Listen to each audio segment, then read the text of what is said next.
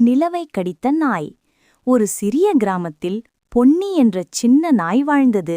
அவன் மிகுந்த விளையாட்டு பிரியன். ஒவ்வொரு இரவிலும் வானத்தை நோக்கி நிலவை பார்த்து வாலாட்டிக் கொண்டிருப்பான். ஒருநாள் நிலா வானத்தில் பளபளப்பாக ஒளி வீசிக் கொண்டிருந்தது. குளத்தின் நீரில் அதன் பிரதிபலிப்பு பளிங்கு போல தெரிந்தது.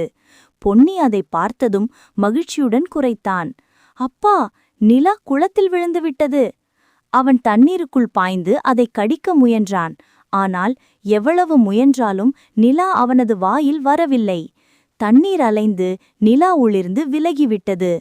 அவன் குழப்பமடைந்தான். எப்படி இது தப்பிக்கிறது என்று யோசித்தான். பின்னர் வானத்தை நோக்கி பார்த்தான். அங்கேயும் நிலா. அவன் திடீரென சிரித்தான். அப்பா, நீ வானத்தில்தான் இருக்கிறாய், நானோ உன் நிழலைத்தான் பிடிக்க முயன்றேன். அந்த இரவில் பொன்னி குளத்தின் பக்கத்தில் அமர்ந்து நிலவை கண்டபடி அமைதியாக இருந்தான். இனிமேல் நிலவை கடிக்க முயலவில்லை. அவன் புரிந்து கொண்டான், சில நேரங்களில் நாம் விரும்பும் விஷயம் நம்மிடமே இருக்கிறது, ஆனால் வேறு வடிவத்தில். அந்த இரவு முதல் பொன்னி தினமும் வானத்திலுள்ள நிலாவுடன் பேசுவது வழக்கமானது. நிலா புன்னகையுடன் அவனுக்கு ஒளி வீசினது. அவர்களது நட்பு இப்போது வானத்திலும் பூமியிலும் பிரகாசித்தது. கதை பாடம்: சில நேரங்களில் நாம் தேடும் மகிழ்ச்சி நம்மிடமே இருக்கிறது,